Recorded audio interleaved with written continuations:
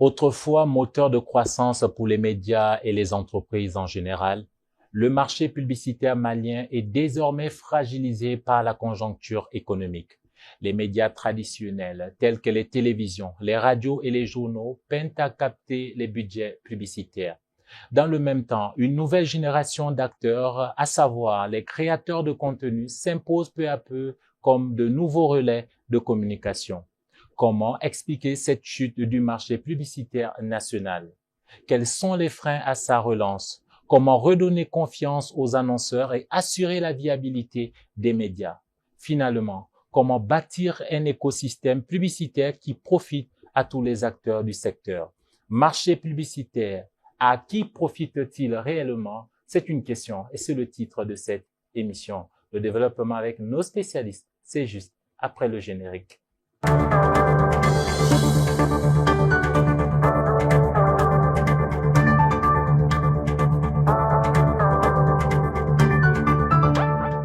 Bonsoir à tous et bienvenue dans Entreprendre, votre magazine dédié aux entrepreneurs et aux différents acteurs de l'économie. Marché publicitaire, à qui profite-t-il réellement? C'est une question et c'est le titre de cette émission. Et pour nous éclairer, j'ai le plaisir d'être accompagné de trois experts. Bonsoir messieurs et bienvenue. J'ai d'abord le plaisir de présenter monsieur Sidi Danyoko. Il est le président du groupement professionnel des agences de communication et des régies publicitaires GEPAC, vice-président délégué du Conseil national du patronat du Mali, donc spécialiste en publicité. Monsieur Danyoko a géré il y a quelques années une agence de communication. Je pense que vous êtes toujours d'ailleurs, vous avez toujours un pied au sein de McCain. Oui, là, je suis actionnaire, même si je suis plus DG de l'agence. Oui, mais mon métier de base, c'est la communication. Alors, je ne l'ai pas dit, hein, vous avez plusieurs casquettes, tout comme nos autres invités. Et là, j'ai le plaisir de présenter Monsieur Hamidou Sampi. Bonsoir et merci également d'avoir accepté notre invitation. Vous êtes expert en communication et marketing. Vous êtes le directeur de Mali Online, qui est une web TV. Vous êtes surtout le fondateur de Créacom Afrique, une structure de communication qui existe depuis plus de 25 ans. D'accord, qui j'imagine travaille avec les publicitaires, qui fait de la publicité pour les entreprises. Oui, tout à fait. En fait, c'est un entre-genre de la pub chez les annonceurs. Les médias en font partie. D'accord. Notre troisième et dernier invité que j'ai le plaisir de présenter est Monsieur Alexis Calambri. Bonsoir également et merci d'avoir accepté notre invitation. Merci. Vous êtes le directeur de publication de Mali Tribune. Vous êtes le président du réseau des journalistes économiques. Mali Tribune, donc un média, presse. Oui, presse écrite, bi-hebdomadaire, beaucoup spécialisé dans l'investigation qui paraît les mardis et les vendredis. Ce qui est dit. Et donc, messieurs, avec vos différentes casquettes, on comprend que vous êtes plutôt bien placés pour parler de notre thème qui porte bien sûr sur le marché publicitaire. Et ma première question, elle est relativement simple pour vous trois. Quel est le regard que vous portez sur ce marché? Je vais commencer par vous, les communicants. Alors, très bien. Merci de nous avoir invités sur ce plateau.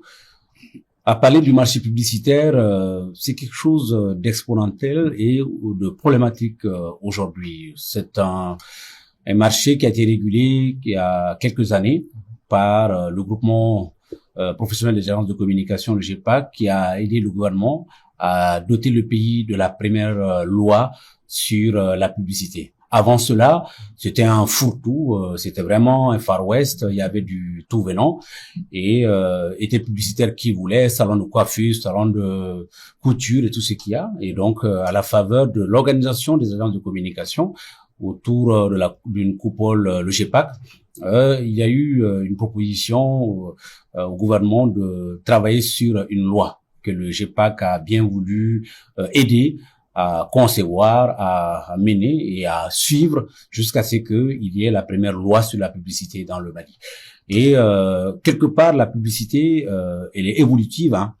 Et mais ces derniers temps, elle a connu un bond exponentiel dans le mauvais sens, dans la mesure où encore après la législation sur la publicité, il y a eu l'avènement. Il y a encore des défis qui demeurent. On va en parler tout à l'heure, mais très rapidement, Sidi Danyoko, la même question. Vous travaillez régulièrement avec les entreprises. Quel est ce regard-là de chef d'entreprise que vous avez par rapport à ce secteur? Merci pour cette opportunité d'échange. Mon collègue Sampi le disait tout à l'heure, le secteur de la publicité au Mali a connu une évolution positive. Sur le plan légal, on a eu la chance que c'est un secteur qui est beaucoup plus organisé, qui est beaucoup plus structuré et qui a pu réduire l'informel, en tout cas pour ce qui est de l'exercice formel de ce métier-là. Nous avons aujourd'hui une loi qui porte un régime général de la publicité. Nous avons un décret d'application. Nous avons des arrêtés. Nous avons 65 agences agréées dans 3 catégories.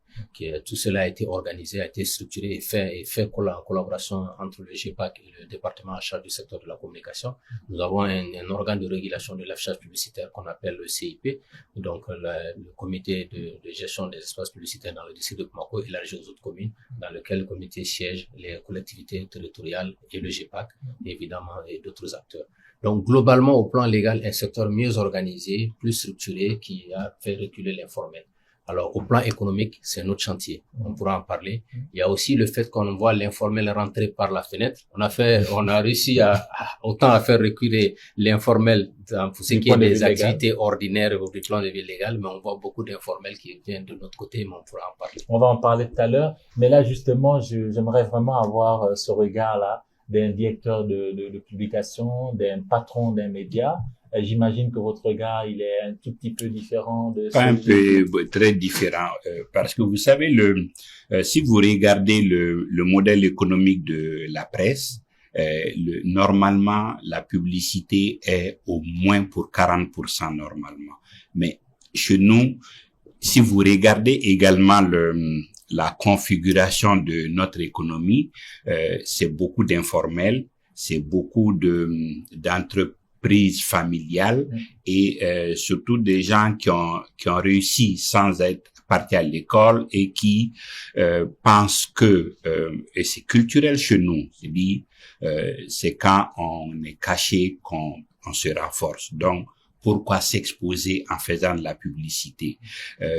J'ai la chance d'avoir été, disons, dans une presse privée qui a été pionnière et qui était, disons, j'étais dans le premier journal privé du Mali quand c'était vierge. Et ceux qui vous donnaient de la publicité, vous faisaient de la charité. On peut dire que carrément, parce que eux ne voyaient pas. J'ai déjà réussi. J'ai réussi mon entreprise. Pourquoi aller communiquer sur? Donc, ceux qui communiquaient étaient beaucoup les représentants des marques étrangères qui signaient dans le contrat qu'il fallait communiquer. Mais on peut dire que le marché publicitaire, en tout cas destiné à la presse, est presque né avec notre deuxième société de téléphonie. C'est elle qui a amené vraiment une culture où les gens de plus en plus ont des budgets de communication, disons, prennent l'habitude d'aller dans la presse. Mais en temps, il y a eu l'explosion des titres et l'émiettement de l'enveloppe publicitaire. Donc, du coup, voilà. Quel est le regard que portent d'autres spécialistes? Je vous invite à suivre ce grand pan qui plante le décor sur notre thème.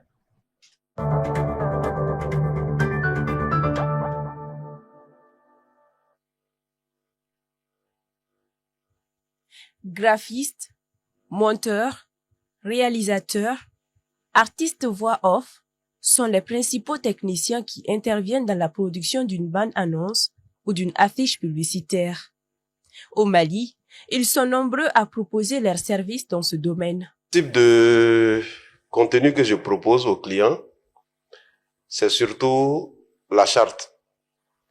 Parce qu'une belle charte graphique fait vendre. Et quand on a une belle charte graphique, c'est d'abord ça, le travail, ça attire la clientèle. Donc quand on veut mettre son entreprise à un certain niveau, il faut travailler sur la charte graphique. Et la plupart du temps, c'est des spots vidéo avec une belle voix narrative en dessous, avec une musique assez dynamique. Ça dépend de quel type de produit il s'agit. Entre 2012 et 2022, Le marché mondial de la publicité dans les médias traditionnels est passé de 65% à 40% selon Reuters Institute. La décennie précitée correspond à la période de vache maigre pour les entreprises maliennes, médiatiques en particulier. Le marché de la publicité aujourd'hui, vu la situation économique même du pays, elle est quand même très restreinte. Et on sait très bien que les médias aujourd'hui au Mali ont beaucoup de difficultés à pouvoir faire des chiffres conséquents. Donc, en tout cas, pour la publicité aujourd'hui, c'est des chiffres qui sont inférieurs à, on pourra dire, 50%. Pendant que sur le plan national, les médias et les agences de communication peinent à capter la manne financière liée à la publicité, sur le plan mondial, les dépenses publicitaires connaissent une croissance sans précédent, quasi exclusivement au profit du numérique. D'après les prévisions de WAR Global AD Forecast, le marché de la publicité devrait dépasser 665 milliards de francs CFA d'ici fin 2025, soit une progression de 7,4% par rapport à l'année précédente. L'étude de WAR Global AD Forecast indique que 90% des budgets publicitaires sont captés par le digital. Un constat que confirme ce graphiste qui soutient que la majorité des commandes qu'il réalise ces dernières années sont orientées vers les plateformes digitales. On sent que la demande est forte parce qu'aujourd'hui, il y a beaucoup plus d'entrepreneurs. Il y a beaucoup de jeunes qui se lancent dans des activités, surtout sur les réseaux sociaux comme TikTok et autres. Il y a beaucoup de gens qui vendent des habits, des téléphones et tout. Donc tout le monde est en train de communiquer sur les produits qu'ils vendent. Ça fait que la demande est forte. Cette puissance du numérique a fait naître sur le marché de la publicité de nouveaux acteurs, les influenceurs.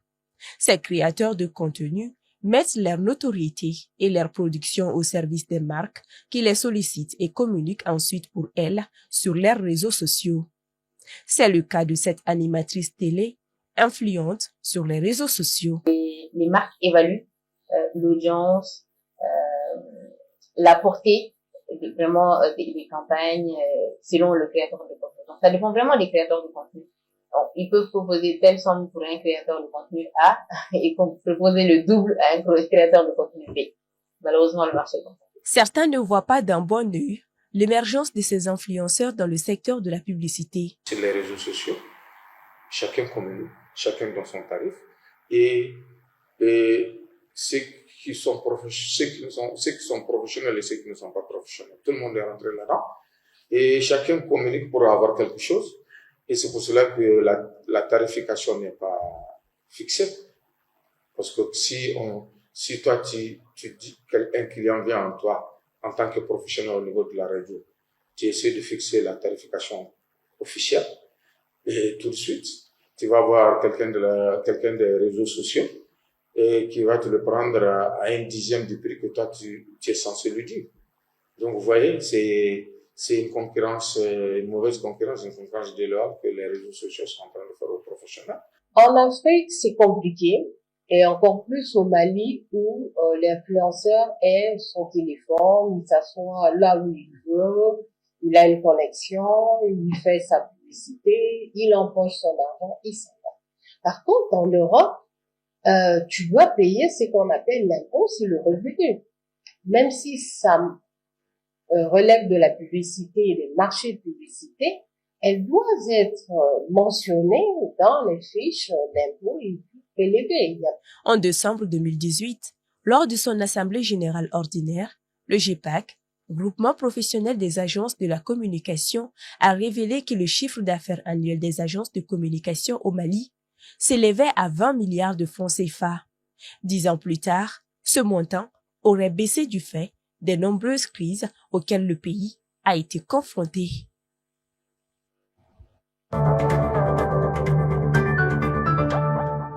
20 milliards de francs CFA de chiffre d'affaires pour le secteur il y a 10 ans. On va revenir, bien entendu, sur ce montant, voir s'il a évolué ou pas et quelles peuvent être les conséquences juste autour. Mais messieurs, d'abord une réaction par rapport à ce reportage qu'on vient de voir.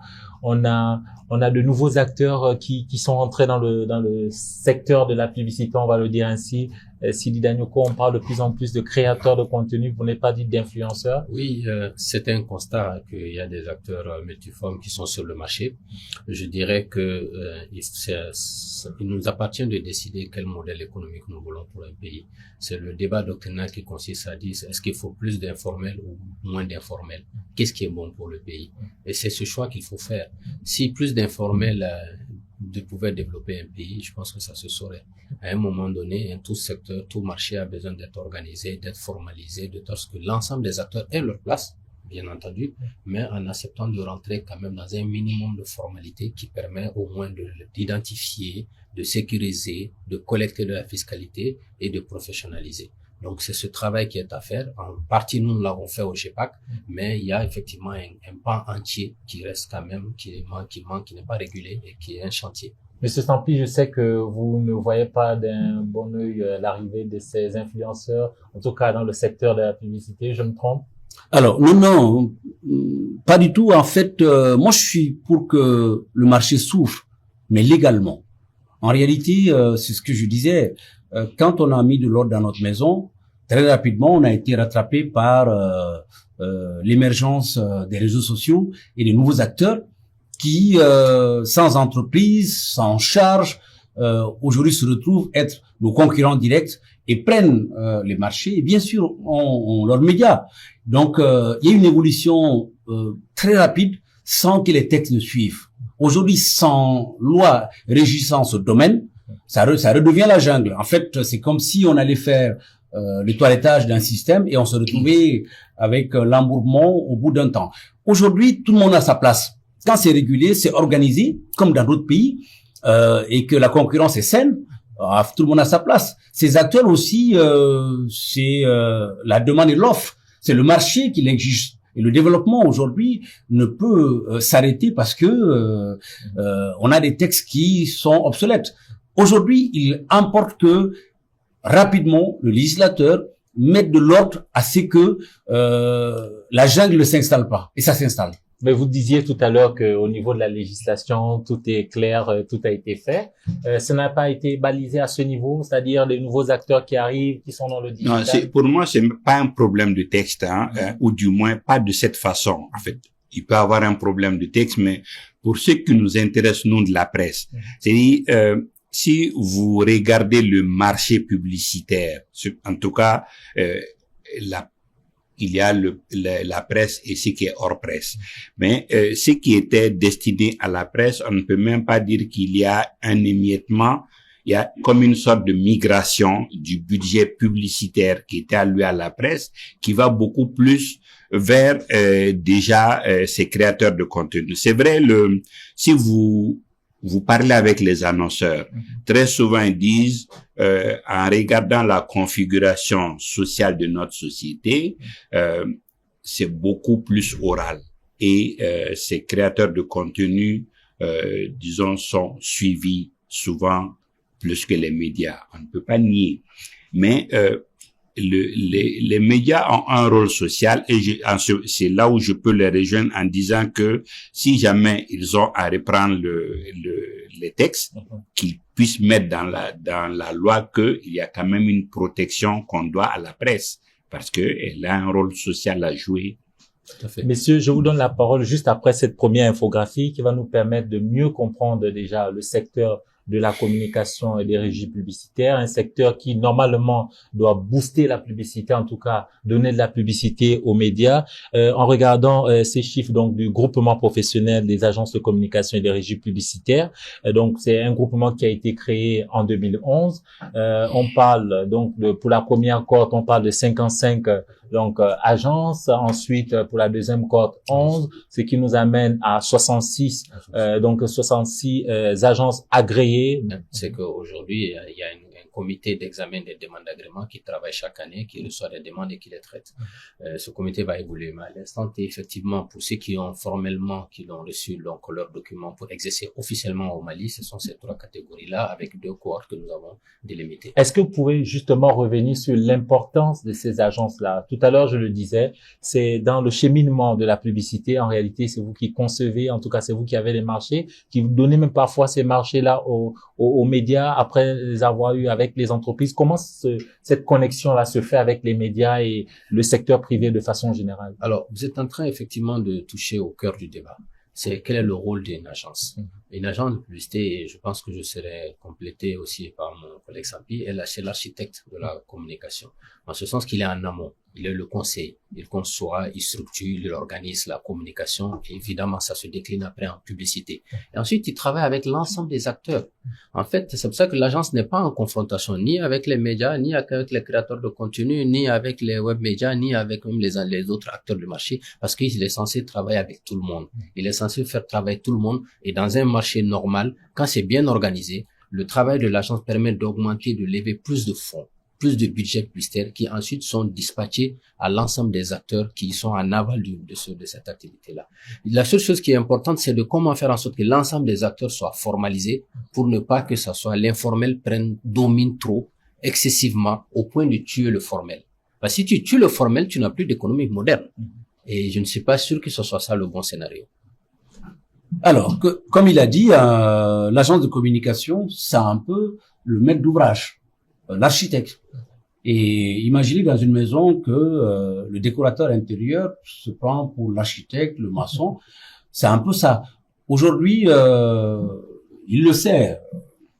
Quand, en 2000, nous avons créé notre agence, pour aller un peu en schéma direct, on a beaucoup travaillé avec eux, on leur a amené beaucoup de chiffres d'affaires dans la publicité. Ça, c'était quand il y avait de l'offre. Aujourd'hui, l'offre et la demande ont fait bouger le curseur. Les médias aujourd'hui ont évolué. Les médias en ligne, les médias papier, les médias radio. La demande aujourd'hui est devenue très forte. Et l'offre n'a pas beaucoup bougé. La migration, les médias au Mali, moi, je les accuse un peu. Ils ont laissé de la place à ce changement, à cette révolution qui est menée par d'autres personnes qui ne sont pas des professionnels. D'autres personnes, faites allusion à qui? Aux influenceurs, aux activistes sur les réseaux sociaux, qui aujourd'hui, moi je l'ai dit au salon des médias, j'ai dit, intégrons que c'est des médias à part entière. Aujourd'hui, dire que quelqu'un qui a 1 million de followers n'est pas un média, c'est pas vrai. Soit le législateur suit rapidement à ce que on puisse harmoniser le tout, que un journal, une radio, une télé et quelqu'un qui a un média online de 1 million de followers sont sous la même coupole, où il va y avoir la jungle. Donc, ceux qui n'ont ni charge ni organisation vont prendre le haut du pavé et malheureusement, les annonceurs, les clients vont exiger à ce que les agences puissent aller vers les personnes qui ont plus d'impact et qui ont plus d'audience. Et l'audience est du côté de ces activistes et de ces influenceurs. Donc, rapidement, il y a ce qu'on appelle des actions urgentes qu'il faille faire. On va parler tout à l'heure des actions, mais Alexis Kalambri, justement, en parlant du rôle de ces agences de communication, on sait qu'il y a encore quelques années, il y avait un peu plus d'agences avant que la législation ne passe par là, ne fasse le toilettage. Mais comment expliquer que on a des agences qui sont bien structurées, on a des médias qui, pour certains en tout cas, va la reprendre aux normes, mais que le marché publicitaire soit toujours aussi timide en ce qui concerne les médias traditionnels? Non, je l'ai dit, la première raison, c'est cette culture publicitaire que nous n'avons pas. Nous n'avons pas la culture publicitaire au Mali? Ça commence timidement jusqu'à présent. Il y en a qui sont en capacité de communiquer, mais qui ne trouvent pas important parce que sur moi, ça marche déjà. Et au-delà de ça, vous avez quand même le marché publicitaire est un peu le reflet de l'économie. S'il y a la concurrence, chacun va essayer de se faire voir. Malheureusement, nous avons un tissu économique qui s'effrite tous les jours. vous avez toutes les entreprises qui s'en vont. Vous avez pendant longtemps, je l'ai dit, qu'est-ce qu'on avait comme disons, c'était les campagnes de sensibilisation, les programmes élargis de vaccination, les ONG qui veulent communiquer sur leurs résultats, mais même ces ONG sont parties. Même les entreprises privées, les multinationales se font rares au Mali. Donc oui, la publicité quelque part est le reflet de l'économie ou reflète même le dynamisme de l'économie, et nous n'avons pas une économie dynamique aujourd'hui. Nous n'avons pas une économie qui se régénère jusqu'à présent. Messieurs, je vous donne la parole après cette infographie. 20 milliards de francs CFA, le chiffre d'affaires il y a encore tout juste 10 ans, des agences de communication, Sidi Danyoko, Amidou Sampi. Aujourd'hui, qu'est-ce qu'on peut dire par rapport à ces 20 milliards? Je sais par expérience, je sais par mémoire qu'à l'époque, vous disiez déjà que c'est petit, c'est insuffisant comparé à d'autres chiffres d'affaires des pays voisins. Je pense notamment à la Côte d'Ivoire et même au Sénégal. Le Sénégal, en 2020, était à 26 milliards de francs CFA. Vous me direz que le Sénégal ne traverse pas toutes les crises que nous rencontrons. Mais aujourd'hui, ce chiffre, arrêtez-moi si je me trompe, il a été avancé en 2015. Et aujourd'hui, 10 ans plus tard, on est en dessous, au-dessus ou toujours à 20 milliards? Qu'est-ce qu'on peut retenir à ce niveau, messieurs? Alors, nous sommes largement en dessous. C'est lié au fait que d'abord, on a un contexte Mali qui a créé beaucoup de chocs de l'économie. Et l'économie est directement, intimement liée à la publicité. Aujourd'hui, les spécialistes, les professionnels vous diront que rien que sur les 5 dernières années, ils ont quasiment tous une baisse de chiffre d'affaires de plus de environ 50% minimum. Parce qu'on a eu choc Covid, derrière au Mali, choc sécuritaire, problème politique, problème énergétique, problème de dynamisme économique, et les investissements publicitaires ont drastiquement baissé parce que les annonceurs ont eu ces 5 dernières années tellement de problèmes qu'ils sont sous-investis et parce qu'ils sont concentrés sur des questions de survie. Donc oui, l'activité économique a connu des chocs, et ces chocs aussi ont impacté les investissements publicitaires. Donc on a eu beaucoup de baisse de l'investissement publicitaire. C'est pour ça que les médias, effectivement, ne peuvent que ressentir ce contre-coup, parce que les agences qui en amont conseillent, c'est les annonceurs et qui les aident à structurer leur activité de communication, donc à structurer les budgets et à investir. On ressent cela, ça va se traduire en aval par les investissements. Mais il y a d'autres raisons qui expliquent aussi les problèmes liés au fait que pourquoi le budget publicitaire n'est pas assez conséquent au niveau des médias. Il y a d'autres raisons qu'on peut évoquer. D'abord, c'est lié au fait que d'un côté, le secteur de la publicité au Mali s'est organisé, s'est structuré et a pu faire en sorte qu'on a pu avoir cette catégorisation des agents par spécialité. Et au même moment, on a eu, aux côtés des médias, une prolifération des médias. C'est-à-dire là, pendant que les budgets publicitaires baissaient, le nombre de médias augmentait de façon exponentielle. Permettez-moi de vous couper 2 secondes juste pour voir en image ce que vous venez de dire. Le nombre donc des médias au Mali, on parle de plus de 500 radios, plus de 40 télévisions, plus de 300 journaux, presse écrite en ligne. Et là, on est à peu près à près d'un millier de médias. C'est même plus que certains pays, une dizaine de pays en Europe. C'est intenable. Je vous donne un exemple. Au Mali, aujourd'hui, tu as à peu près, si je ne me trompe pas, une quarantaine de télévisions privées. En Côte d'Ivoire, en moyenne, ils tournent encore autour de 5. Pourtant, les budgets publicitaires sont quand même 10 fois plus élevés. Et où est le budget publicitaire qui va permettre de faire vivre 40 télé au Mali? Ça n'existe pas. Où est le budget publicitaire qui va permettre de faire vivre 300 journaux, 400 radios? Ça n'existe pas.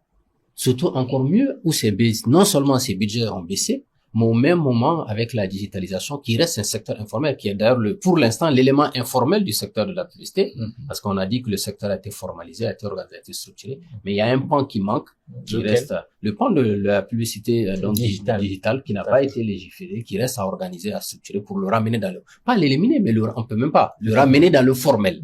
Et je crois que mon collègue disait tantôt que c'est aussi des entrepreneurs. Et si c'est des entrepreneurs, il faut juste le même dans les mêmes conditions de compétition et puis d'obligations fiscales que les autres acteurs. Donc, pour répondre à votre question, aujourd'hui, l'activité publicitaire ne permet pas, les budgets publicitaires au Mali ne permet pas de faire vivre ce nombre très important des médias alors ça veut dire qu'il faut se poser d'autres questions, ou il faut travailler à organiser davantage aussi les secteurs des médias, il faut les regrouper, il faut les remettre ensemble, il faut voir comment mieux les structurer, mieux les organiser. Et l'exemple du secteur de la publicité, où on avait 400 agences avec des agréments qui se promenaient dans la ville de Bamako, et donc ça faisait beaucoup de cacophonie, et aujourd'hui on a une 66 agences dans 3 catégories, ça paraît beaucoup plus clair, c'est beaucoup plus organisé, et même là encore il y a le chantier reste ouvert. Amélie Sampi, je vous donne la parole juste après Alexis Calambri. J'aimerais vous entendre. Vous êtes patron des médias, et quand on entend ce que Monsieur Sidi Danouko dit à l'instant, on est difficilement optimiste après. Oui, je voudrais 2 choses. Avant ça, ça allait tellement bien si vous aviez désagrégé vos 20 milliards là, ou vos moins de 20 milliards. Vous allez trouver que c'est peut-être les 80%, c'est 3 sociétés. Qui. C'est vrai qu'il y a des grandes sociétés qui ont la majorité de la publicité. Exactement. Donc, naturellement, ils sont obligés de tenir compte de tout le monde, et cela fait que, voilà, ça va baisser. Alors, pour la presse, comme je l'ai dit, malheureusement, le modèle économique de la presse n'a pas évolué presque depuis la naissance de la presse moderne. Donc, c'était la vente et les annonces. Maintenant, qu'est-ce qui se passe? On n'est pas capable au Mali de dire, en faisant mon budget de l'année prochaine, je ne suis pas capable de dire, je peux mobiliser tel montant en publicité. Pourquoi? Pour 2 raisons. La première, c'est que normalement, ce qui doit se passer, c'est que lui, en tant qu'annonceur, doit me signer un contrat pour me dire, bon an, mal an, l'année prochaine, je te mobilise tel montant. Donc, et il a des droits. C'est-à-dire, quoi qu'il arrive, il a 2 pages chez moi à chaque parution. Mais il le fait pas, parce qu'il me tient. Au lieu que on est sur une base claire, ça va être de l'informel. Peut-être il va prendre une pub à 300 000, il va venir me donner à 75 000. Ça prendra à laisser. Je refuse, quelqu'un d'autre va prendre. Donc, il y a que le nombre fait que les entreprises de presse sont faibles et fragilisées devant les annonceurs, n'ont pas de contrat formel et du coup n'ont pas de visibilité sur leur budget, donc incapables de se développer d'une certaine façon. Donc oui, et peut-être on arrivera aux solutions où cela va demander que l'État s'implique pour qu'il y ait plus de clarté à ce niveau-là aussi. Amélie Sampi, je vous donne la parole juste après cette autre infographie qui va nous permettre de voir que il y a une généralité quand même à ce niveau, au niveau du déclin dans le monde des médias traditionnels en matière de publicité. On parle donc en 2020, ce déclin, on peut le voir à l'antenne. Pour les magazines, on parle d'une chute de plus de 49,9%.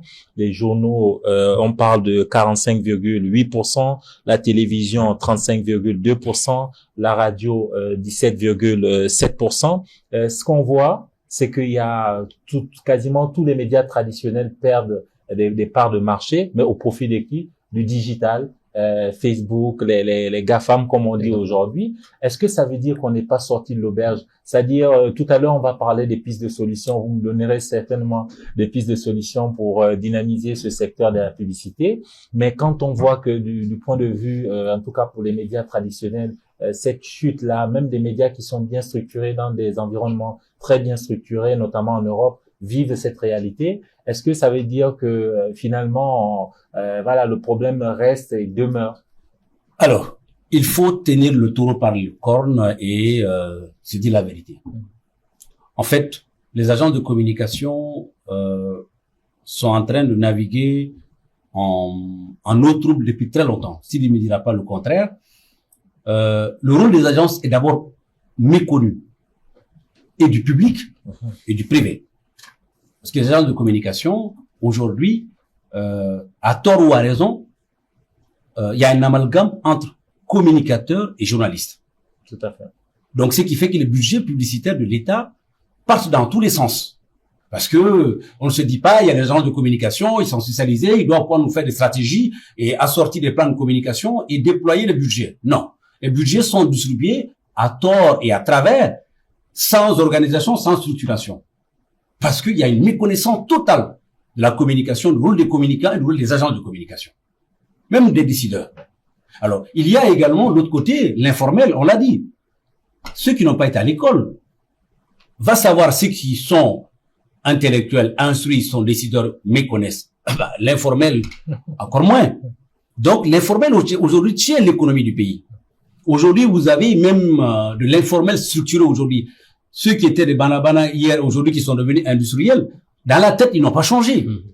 Donc, c'est les mêmes méconnaissances du mécanisme de la communication dans le pays.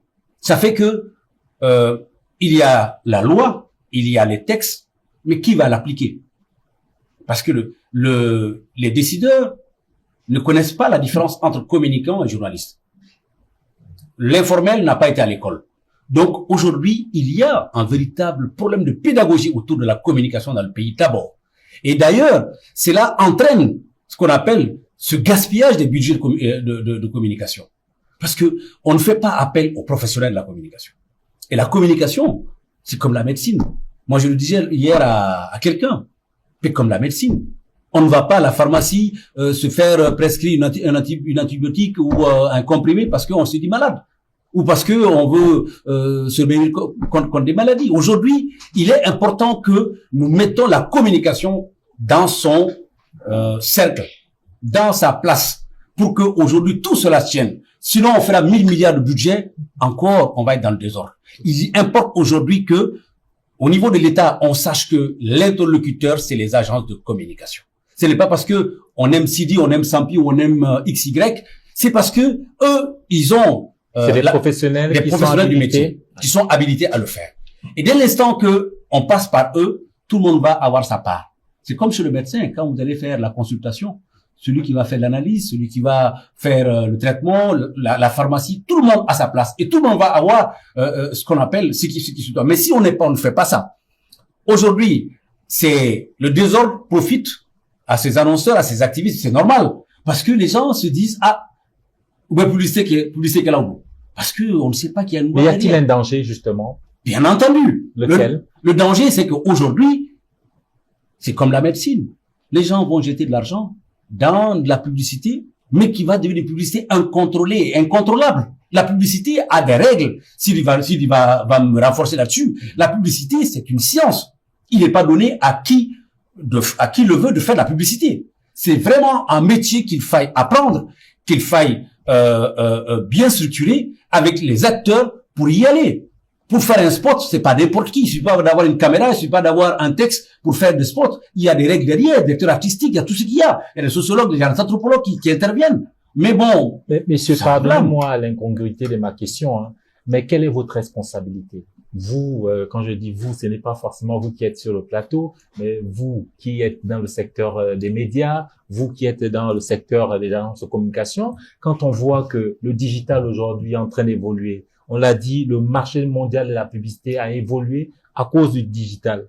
90% des parts de marché de la publicité ces dernières années vont au digital. Mais comment se fait-il qu'il y ait encore des agences, qu'il y ait encore des organes qui, justement, ne mutent pas, ne vont pas vers cette digitalisation de l'information, de la publicité et de toute la communication autour?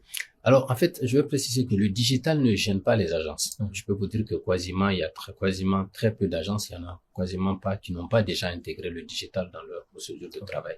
Quasiment toutes les agences ont un pôle digital et font de la communication digitale. Donc, c'est intégré. Ce que nous avons demandé, c'est de dire que il faut organiser. Il faut maintenant, réguler ce secteur qui ne l'est pas encore. Un peu comme les autres aspects de la publicité. Réguler, d'abord, ce n'est pas pour l'intérêt des agences, c'est d'abord dans l'intérêt de l'État.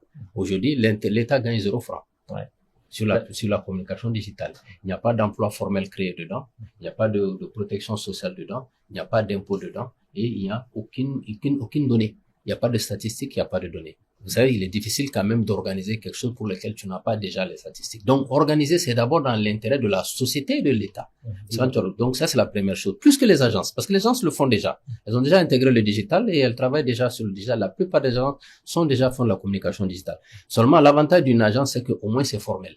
On voit quand même les budgets qui sont facturés, on voit les impôts qui vont avec, on voit les emplois qui vont avec, on voit les cotisations sociales qui vont avec, etc., etc. Donc, c'est pas ce qui est gênant.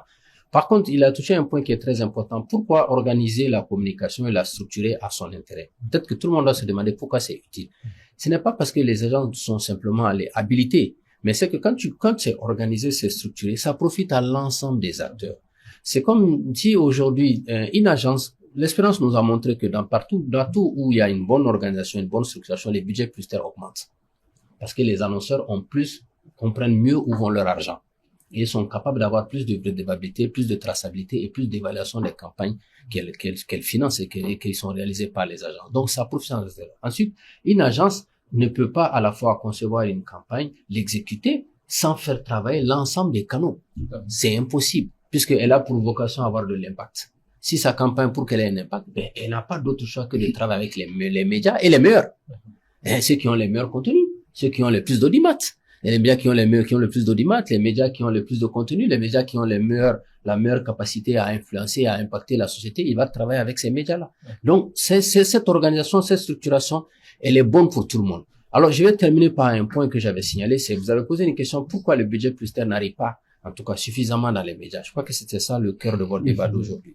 Alors, j'ai dit d'abord, c'est que l'investissement publicitaire, malheureusement, il a baissé au Mali. On a expliqué les raisons.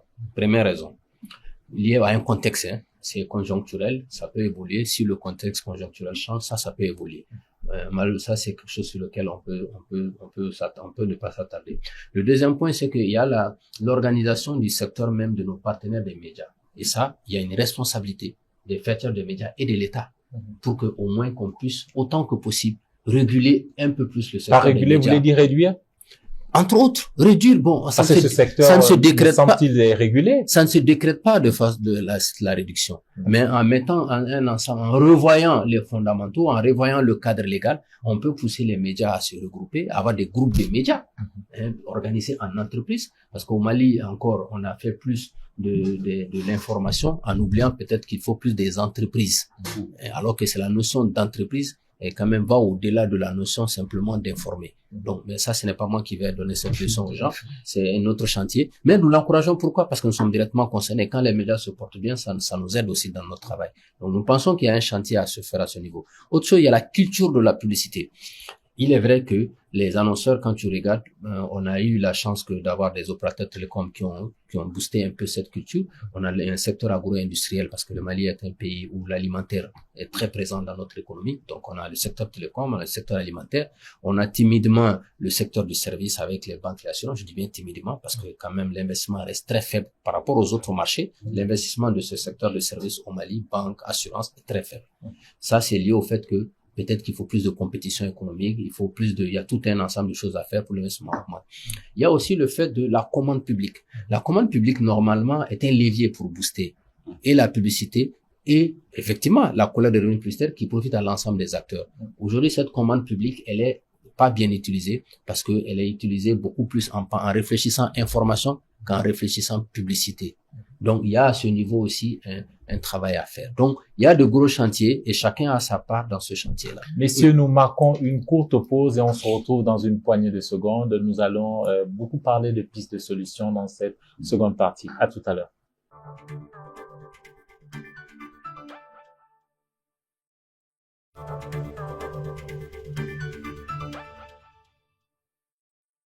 Rebonsoir et merci de suivre cette seconde partie d'Entreprendre. Je suis toujours en compagnie de nos trois spécialistes. Merci messieurs d'être restés sur le plateau. Alexis Kalambri, vous voulez prendre la parole sur les responsabilités. Et je pense que je vais pointer du doigt la responsabilité des agences de communication.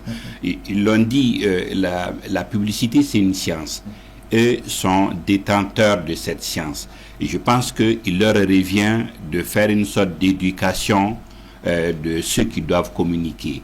Vous voyez, en parlant des créateurs de contenu, il y a une sorte de contre-publicité pour les produits qui sont là. C'est-à-dire, si vous vendez les produits et que vous faites la publicité au niveau des écoliers, c'est pas votre cible. Mais c'est ce qu'on voit, où souvent c'est tellement choquant que vous voyez surtout c'est les marques de thé ou de boissons énergisantes. C'est-à-dire c'est tellement mal fait les publicités que ça choque. Donc je pense que quelque part il y a une éducation.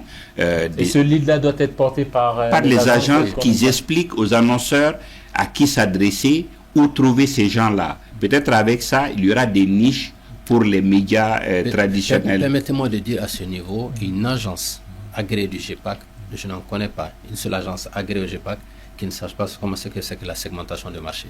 C'est pour ça qu'il faut professionnaliser un marché. Exactement.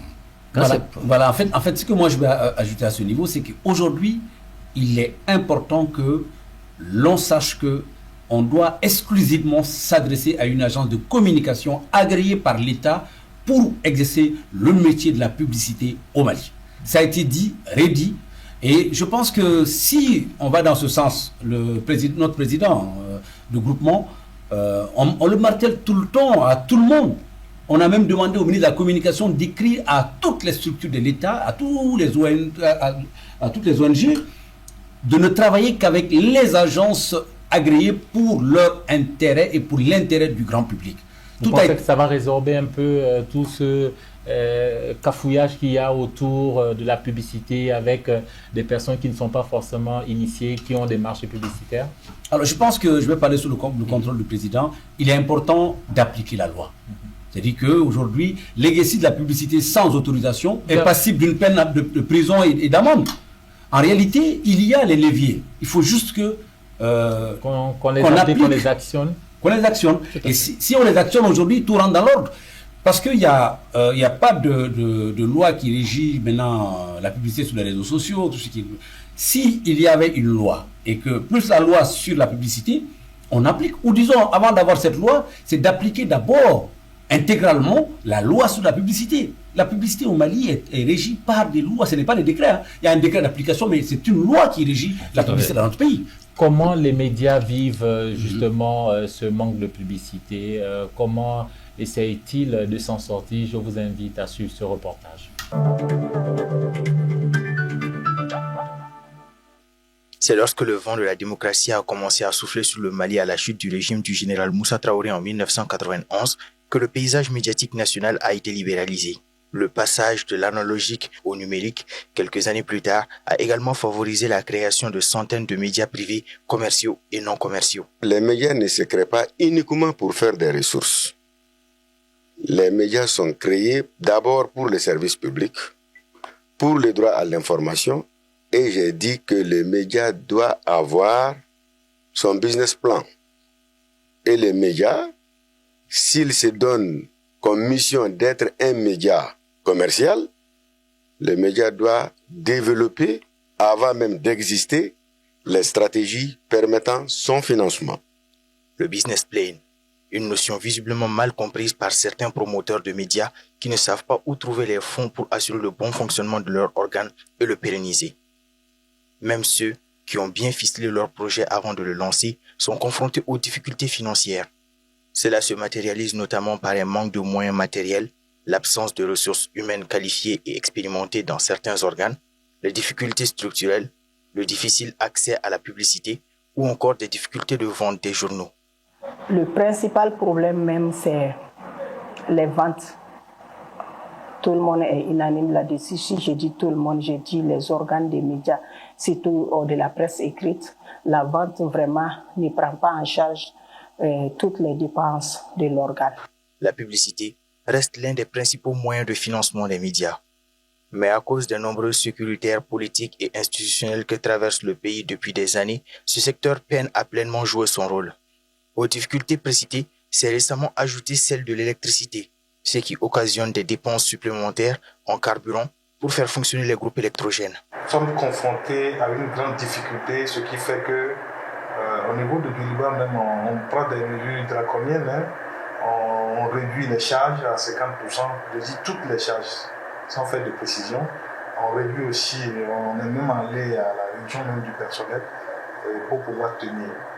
Le manque de régulation dès le départ du secteur des médias a entraîné un certain nombre de dysfonctionnements, notamment au niveau de l'installation des radios, si bien qu'aujourd'hui, le Mali compte plus de 400 radios. Pour réguler le secteur en mai 2017, les autorités ont signé un décret instaurant des frais d'implantation des médias audiovisuels.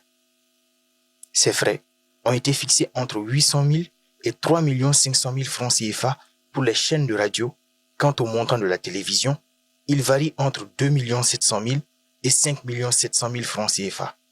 C'est quelque chose qui est prévu par la loi malienne depuis à peu près 1992, c'est-à-dire au moment où le paysage audiovisuel s'est libéralisé. Mais le gouvernement n'avait jamais mis en chantier l'élaboration d'un barème. Lorsque la haute autorité de la communication a été mise en place, elle a eu comme mission d'élaborer cette barème. Instaurée par le président Alpha Oumar Konaré pour favoriser l'émergence des médias, l'aide de l'État à la presse se fait rare depuis quelques années. En principe, cette subvention est de 200 millions de francs CFA par an.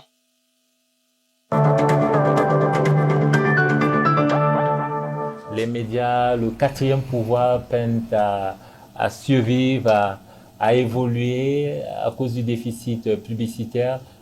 Monsieur Hamidou Sampi, à ce niveau, qu'est-ce qu'il faudrait faire? Qu'est-ce que vous pensez qu'il faudrait? Et là, je pose la question vraiment au patron des médias en ligne, Mali Online. Alors, il est important que l'on se réinvente. Parce qu'aujourd'hui, les règles du jeu ont changé. La notion de média a beaucoup évolué. Comme Sidi l'a dit, les médias sociaux, c'est d'abord le contenu, ensuite la qualité et surtout le professionnel. Parce qu'aujourd'hui, comme tout métier, ça va s'organiser au fil du temps. Les meilleurs vont s'imposer, les plus faibles et les amateurs vont disparaître.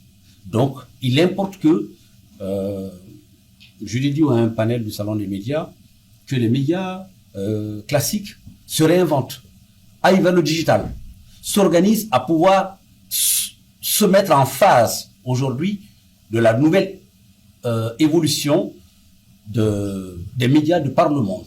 Aujourd'hui, même les télés reviennent sur les réseaux sociaux, à fortiori les journaux. Donc, que les journaux d'abord se réinventent. Le papier, je l'ai dit, hein, c'était un peu à couteau tiré avec un grand journaliste. Le média papier va disparaître. Je vois Monsieur Calambri qui... Non, en fait, le souci, pour moi, je l'ai dit au départ, il y a un modèle économique à réinventer, mais il faut beaucoup d'appui de l'État pour rendre difficiles les conditions. Chez nous, ça n'a pas été fait dans les règles de l'art parce que il y a le journaliste, mais il y a l'entreprise de presse. Et créer une entreprise, ça demande de gros moyens. Chez nous, les entreprises ont été créées par des journalistes, surtout pour ce qui concerne la presse écrite, la radio. Il avait juste de quoi faire fonctionner un mois. Et le reste, c'était au petit bonheur de la chance. Donc, ça a amené tout ça. L'État peut faire beaucoup pour pousser les gens au regroupement, pour aider les plus faibles à mourir, et puis pour faire en sorte que vraiment la qualité émerge. Donc, vous êtes pour l'euthanasie de ces médias-là? Exactement, exactement. Prenez juste les artistes. Vous savez, si vous payez un entrepreneur qui paie un tableau à un dégrèvement fiscal, ben on peut, Sidi parlait de la commande publique, on peut voir à ce niveau comment aider, comment faire que quelqu'un qui a beaucoup communiqué dans la presse ait un dégrèvement fiscal, et puis il y a plein d'autres là-dessus. Je pense qu'il faut aider certains à mourir et aider les autres à vivre. Comment faire de la publicité dans les médias ou même travailler avec des agences de communication quand on n'a pas de données? Quelqu'un qui est un chef d'entreprise, j'imagine qu'il a besoin d'avoir des informations fiables, que la publicité qu'il va faire, il a telle donnée, il y a eu une telle audience. Est-ce que le fait qu'il y ait ce déficit donc de chiffres, de statistiques fiables dans ce secteur ne complexifie pas aussi, ce secteur ne fait pas en sorte qu'il soit un peu moribond?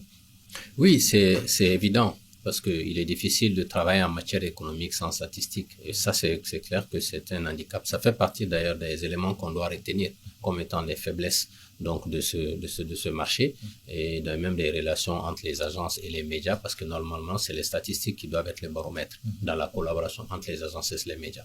Et une agence doit regarder juste les statistiques pour pouvoir prendre les bonnes décisions, faire les arbitrages et affecter les budgets en fonction des médias ou des émissions ou des projets. Mais en l'absence de ces statistiques, qu'est-ce que vous faites? Comment vous travaillez aujourd'hui? Alors, chaque agence a sa manière quand même de faire ses évaluations. Ce qu'on n'a pas, c'est une méthode synchronisée, une méthode consensuelle et collective de collecte de cette statistique. On a eu il y a quelques années des études qui avaient été faites ici au Mali, qui avaient été initiées par TNS Sofres. Nous-mêmes au GEPAC, on a créé un observatoire de la publicité auquel on veut donner la mission effectivement de collecter les statistiques et les publier. C'est un chantier qu'on a ouvert au niveau du GEPAC. On attend de l'amener à maturité afin d'en parler avec les gens, les fêteurs des médias, pour qu'on le fasse tous ensemble, parce que c'est ça, ça n'a d'utilité que si les données qui seront collectées, qui seront publiées, seront acceptées par tout le monde et que tout le monde en considère cela comme un indicateur de travail. Ça aura son intérêt. Pour réagir sur votre question des solutions, vous savez, pour moi, la solution se résume en un mot, l'entrepreneuriat. C'est-à-dire aujourd'hui, il faut évoluer vers les entreprises de presse. Si ce mot-clé est intégré et que toutes les stratégies, toutes les décisions sont organisées autour de ça, avec ce seul objectif, on va faire évoluer tout de suite le secteur des médias du Mali, en disant que maintenant, ce n'est pas simplement la presse que nous visons, c'est l'entreprise de presse. C'était utile aux sorties des années 90 parce qu'on était dans une logique effectivement d'un pays qui avait besoin de souffle démocratique avec une grande libération de la presse. Aujourd'hui, l'enjeu, il est économique. Il nous faut des entreprises de presse. Et ça change le mindset. Parce que ça suppose maintenant que le journaliste n'est pas forcément le dirigeant de l'entreprise de presse. Et ça suppose que le capital, les actionnaires peuvent ne même pas être les journalistes, ça peut être des investisseurs. Même les grands médias internationaux, de plus en plus, sont obligés d'ouvrir le capital de l'entreprise pour l'ouvrir à des investisseurs externes, qui sont souvent des grands entrepreneurs, des grandes entreprises, qui financent, qui prennent des participations, mais qui ne dirigent pas les médias, mais qui sont des investisseurs. Mais ils viennent avec des exigences de rentabilité, de productivité, de management opérationnel. Ils viennent avec des exigences. Donc, si au Mali, rien ne nous empêche effectivement de nous concentrer sur ça maintenant, en disant, on a un autre marché, avoir une grande lucidité pour regarder notre marché avec ses vraies réalités, avec ses vrais chiffres, avec ses vraies statistiques, et réorganiser tout avec la notion de entreprise de presse, qui veut dire exigence de rentabilité, qui veut dire exigence de productivité, qui veut dire capacité donc à générer des revenus sur le court, le moyen et le long terme. Et ça ne peut se faire avec, certes, aujourd'hui, les acteurs d'aujourd'hui, c'est eux qui seront à la manœuvre, avec l'accompagnement des publicitaires qui ont pour rôle d'être des partenaires stratégiques de ces médias, donc être apporteurs de revenus publicitaires, avec l'État, puisqu'il y a un côté régulation dans le processus à faire, qui permettra de chacun de travailler avec cet esprit. Au niveau de la publicité, nous avons réussi à travailler sur la régulation, attention, parce qu'il a fallu un État qui a été à l'écoute, qui a accepté de travailler avec nous ensemble, et c'est quand même à saluer parce que c'est pas fréquent au Mali qu'un secteur économique, les acteurs du privé et les acteurs étatiques se mettent ensemble pour définir un cadre de régulation et arriver à le mettre en place et à le gérer pendant presque 10 ans maintenant. C'est quelque chose d'assez inédit et qu'on peut dupliquer ailleurs. Avec la publicité, ça marche, ça donne des résultats et c'est visible. Et on peut voir comment prolonger cette belle expérience-là ailleurs, et pourquoi pas tous nous y mettre. On arrive dans la dernière ligne droite de cette émission, mais avant, je vous invite à regarder ce point de vue qui va nous permettre de parler du monopole du marché publicitaire.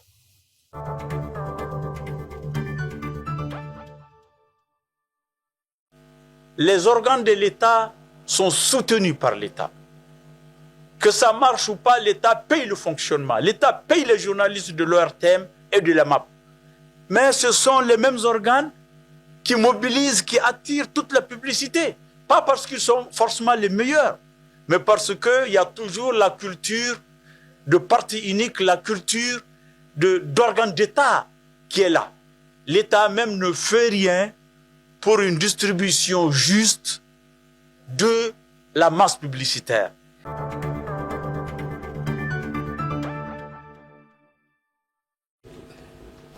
Le monopole de la publicité. Monsieur, une réaction par rapport à ce point de vue qu'on vient d'entendre, Hamidou Sampi? Bon, c'est un point de vue. Moi, je pense que ça va au-delà de cette analyse de mon confrère et bon petit frère Chahana. Aujourd'hui, le problème, comme s'il a dit entreprise, moi je dis légalisation. Tant qu'il n'y a pas une loi portant régime de presse et de médias, il n'y aura rien. Il me semble que cela a été déjà un peu pensé, réfléchi et même proposer aux autorités? Savez-vous aujourd'hui que, je ne ferai pas de publicité, Mali Online est quand même un média crédible et respectable sur la place. Légalement, on n'existe pas. Ah bon? Oui. Quoi? Parce que la dernière loi sur le régime de presse date de 92. Il y a combien d'années? Et aujourd'hui, la loi n'a pas suivi l'évolution des médias aujourd'hui. Et il est important que l'on puisse avoir une loi qui organise, qui autorise, qui légifère sur le métier. Sinon, on va faire des incantations, on n'ira nulle part. Il est important aujourd'hui qu'on mette de l'ordre à travers une loi, qu'on ait le courage de voter cette loi et d'organiser le secteur. Sinon, les réseaux sociaux ne sont pas régulés. Il n'y a pas de loi là-dessus. Pour vous, donc, la priorité, c'est quoi? Mettre la loi d'abord. La loi d'abord. Et ensuite, dès qu'on met la loi amène les décrets d'application avec les règles, et les règles vont amener l'organisation, et l'organisation va amener l'entreprise de presse. Sinon, on n'ira nulle part. Il faut l'entrepreneuriat et surtout une volonté politique. Parce que c'est cette volonté politique de mieux organiser et structurer l'entrepreneuriat de presse qu'on ne sent pas. Parce que si l'État s'implique réellement, l'État a les moyens de contrôler et d'obliger à aller vers l'entrepreneuriat de presse, parce que la commande publique est la plus forte. Si l'État mobilise les moyens de l'État pour aider l'entrepreneuriat, il n'y a pas de raison que ça ne prenne pas. Pour nos téléspectateurs qui nous suivent et qui ne comprennent pas pourquoi il serait important d'avoir des médias qui ont donc de la publicité, qui sont dynamiques, qu'est-ce que vous leur dites? Surtout dans notre contexte socio-politique actuel. Oui, que la vente du numéro ne rapporte pas à la presse. Que la télévision que les gens regardent gratuitement a des charges parce qu'il faut payer l'eau, l'électricité et le personnel, entre autres, et que donc il n'y a que de cette façon que les médias peuvent se financer, que par la publicité. Et cette publicité doit être mieux encadrée, ou du moins que l'État doit faire en sorte que une grande partie aille vers les organes de presse, les entreprises de presse organisées, structurées, qui ont des sièges, qui paient des impôts, qui ont des personnels. Merci. Sidi Danyoko, pour le mot de la fin, la même question. Vous avez dit entreprise de presse, il faudrait que les uns et les autres se mettent ensemble pour travailler. On a vu même des entreprises familiales qui n'ont pas réussi. Comment là aussi on peut être sûr ou certain que cela peut réussir? Oui, il n'y a jamais de certitude dans l'entrepreneuriat. C'est d'ailleurs, effectivement, l'entrepreneuriat c'est un risque. On peut réussir, on peut échouer, on peut avoir des hauts et des bas. Mais au moins on sait là, on connaît la philosophie et on sait pourquoi on s'est engagé et on sait ce qu'il faut faire pour faire face aux problèmes. L'entrepreneuriat a l'avantage que ça vous amène à être réaliste à partir des fondamentaux de base, à regarder un marché, à regarder des statistiques, à regarder sa capacité d'investissement, à trouver des investisseurs, à regarder sa taille de marché, à s'organiser en conséquence, sans compter ni sur l'aide publique, ni sur des subventions, ni sur des choses qui sont aléatoires, qui ne dépendent pas de vous. Donc si on décide de dire on va plutôt maintenant bâtir l'esprit d'entrepreneuriat de presse, on a eu pendant longtemps au Mali l'esprit de la presse militante, de la presse engagée. C'était normal, c'est lié à l'histoire de notre pays. Maintenant, il faut passer à l'esprit de l'entrepreneuriat de presse. Ça va permettre que, certes, qu'il y ait d'abord une base légale, Sampi l'a dit, il faut quand même des textes pour déjà mettre le soubassement.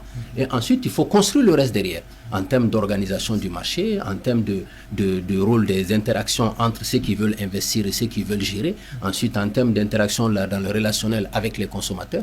Et puis, derrière, il y aura des arbitrages à faire. Comment va se passer la concurrence entre les médias privés et les médias publics, comment la commande publique doit être un levier qui peut être géré dans ce schéma-là. Il y a un ensemble de choses à faire, mais l'élément fondamental, c'est d'abord construisons tous à partir de la notion d'entrepreneuriat de presse. L'entrepreneuriat de presse, messieurs, on va justement terminer par une note d'espoir en regardant cette dernière infographie qui va nous permettre de parler des perspectives de dépenses publicitaires mondiales dans le monde. Donc en 2025, on parle de plus de 1170 milliards de dollars, soit plus de 650 000 milliards de francs CFA. Ça, c'est pour 2025, donc le marché de la publicité, soit plus de 7,4% de croissance prévue donc, en cette année 2025.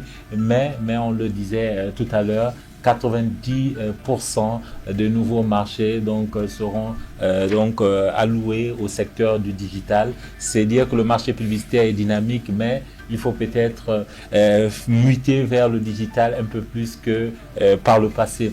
Mesdames, messieurs, merci donc de nous avoir suivis. Je remercie infiniment nos invités qui sont passés nous édifier sur notre thème. Merci monsieur Sidi Danyoko. Vous êtes le président du groupement professionnel des agences de communication et des régies publicitaires du GEPAC. Merci beaucoup monsieur Alexis Kalambri, directeur de publication de Mali Tribune, président du réseau des journalistes économiques. Merci infiniment monsieur Amidou Sampi, directeur de Mali Online, directeur de Créacom Afrique, une entreprise de communication qui donc existe depuis plus de 25 ans.